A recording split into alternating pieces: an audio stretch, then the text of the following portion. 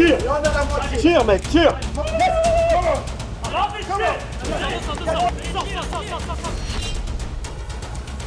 On vient tous de milieux différents. On vient du bodybuilding, on vient de la boxe, de la calisthénie. On n'a rien à voir avec la course, on n'a rien à voir avec l'aérox. C'est quelque chose de nouveau pour nous. Mais on doit montrer qu'avec le travail, l'acharnement et la discipline, on est capable d'arriver à de très très grandes choses.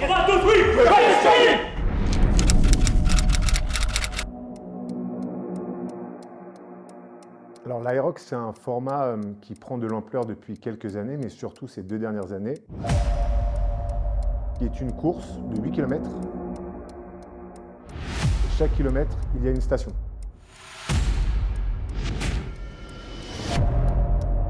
Je pense que c'est le compromis entre la course et le changement d'intensité et la reprise de la course. Les gens pensent que c'est une course simple avec un petit peu d'épreuves un peu plus physiques, mais on ne se rend pas compte de l'intensité qu'on peut mettre sur les stations. Et quand il s'agit de repartir, c'est là où ça devient complexe.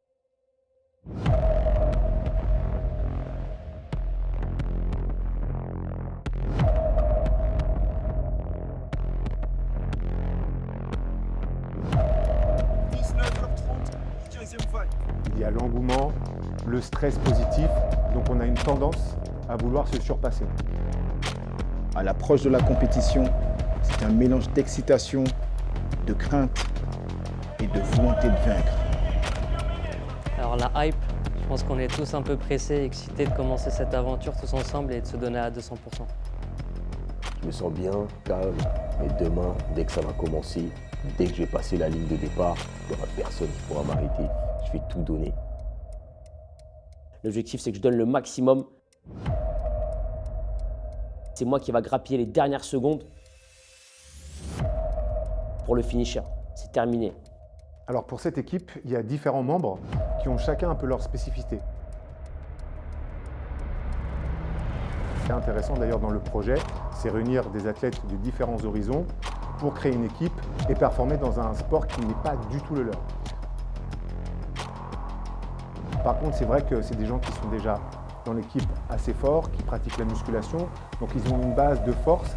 Maintenant, c'est une épreuve où 60% est de la course à pied et aucun des participants de l'équipe avait ce background en course à pied. Alors, je suis dans le sas de départ. Il y a une ambiance incroyable, il y a une ambiance de malade. Il y a le timer, donc l'adrénaline, elle commence à monter. Et là, c'est le top go. Et là, je vois les mecs qui partent super vite. Je commence à les suivre. Donc là, j'essaie de maintenir le rythme. Et je vois que je m'essouffle très rapidement. Et du coup, je perds énormément d'énergie. Et là, j'ai plus le choix. Je sais que j'ai déjà cramé beaucoup d'énergie sur le premier run. Je suis plutôt à l'aise, mais je sens déjà la fatigue arriver.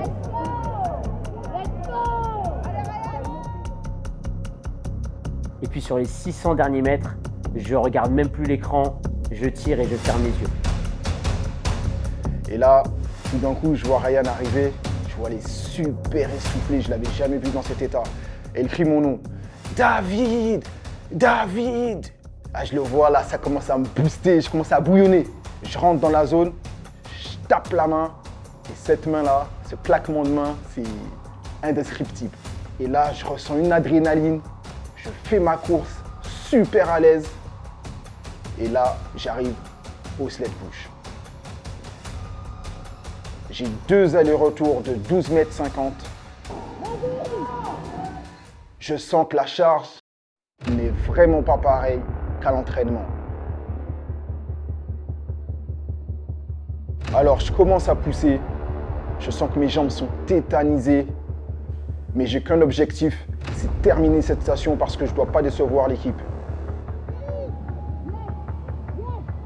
Je prends le temps de reprendre le souffle. J'entends tous les encouragements derrière moi. Ça me donne une certaine force qui m'oblige à me surpasser. Premier run, je prends le relais à David.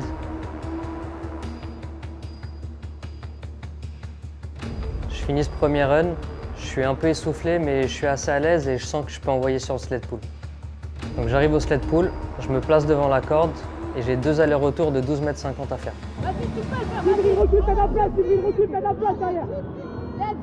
J'entends l'équipe crier derrière moi. Donc ça me donne tellement d'énergie que j'envoie très vite, très fort. J'ai senti aussi que le sled était plus lourd qu'à l'entraînement, malgré que je charge toujours plus lourd. Donc j'ai fait une erreur de débutant, j'ai voulu envoyer trop vite, trop fort. Et à partir du dernier aller-retour, c'est là que j'ai commencé à prendre un peu cher au niveau des poumons. J'ai senti l'asthme qui commençait à arriver. Et c'est là que j'ai pris un peu de retard et j'espérais faire mieux sur ces stations. Le premier run était assez facile. J'ai mis tout ce que j'avais.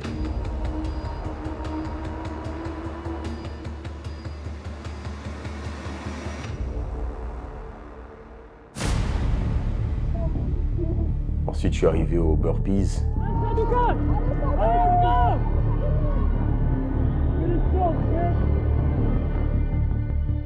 Il y a 80 mètres à parcourir. Donc je savais que ça allait être vraiment challengeant. Il ne fallait pas s'arrêter parce que l'objectif, c'était de tout faire sans s'arrêter.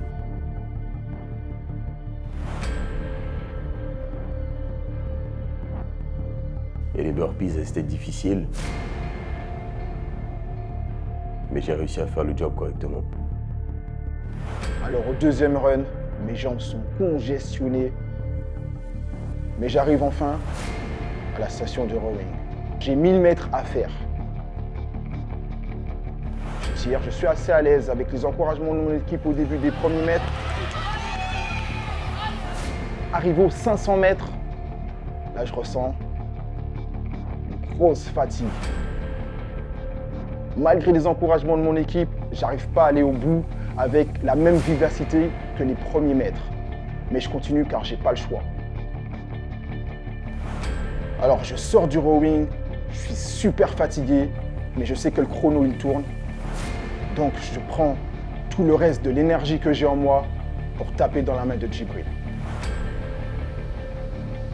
Donc, ce qu'il faut savoir, c'est que sur mon premier passage, ma crise d'asthme m'avait attaqué. Donc j'étais pas à 100%, j'avais pas bien récupéré, mes voies respiratoires étaient encore réduites. Donc là j'arrive sur les farmer carry, j'ai 200 mètres à faire avec 24 kg dans chaque main. J'avais qu'un seul objectif, c'était de ne pas lâcher. Une fois les 100 mètres terminés, je vois mon équipe sur le côté qui m'encourage pour les derniers 100 mètres.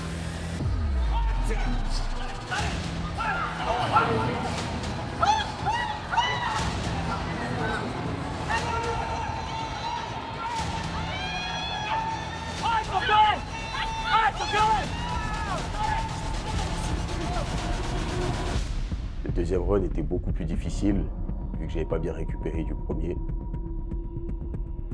Avec les burpees qui étaient difficiles, qui ont taxé les cuisses. J'ai bien géré ma course et je suis allé tranquillement, moins vite que le premier.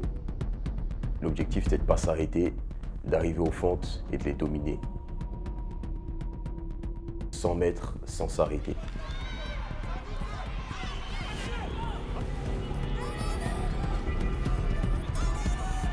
À partir de 80 mètres sur les fentes, ça commençait à être difficile, je sentais la congestion, mais je ne pouvais pas m'arrêter.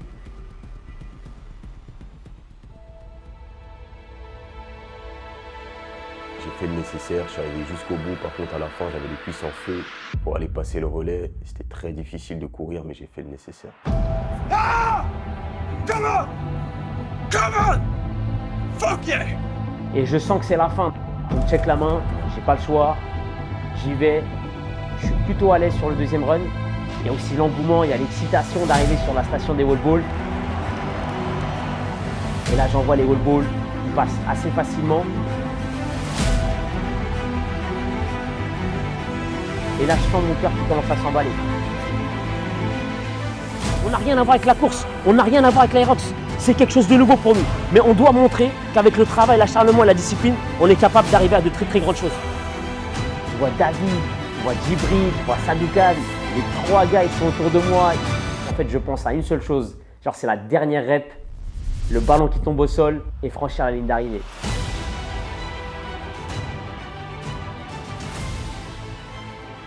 partis de rien. Ils ont commencé avec peu, mais leur détermination a tout transformé. Défi après défi, effort après effort. Ils ont affronté chaque obstacle avec courage. Cette course ne leur a pas seulement prouvé qu'ils pouvaient repousser leurs limites. Elle nous a montré que la vraie victoire, c'est d'oser, de tomber et de se relever, encore et toujours, face à l'adversité. Préparez-vous à vivre leur ascension. Rendez-vous le 9 février à Toulouse. Et vous, jusqu'où iriez-vous si vous faisiez, vous aussi, le premier pas ?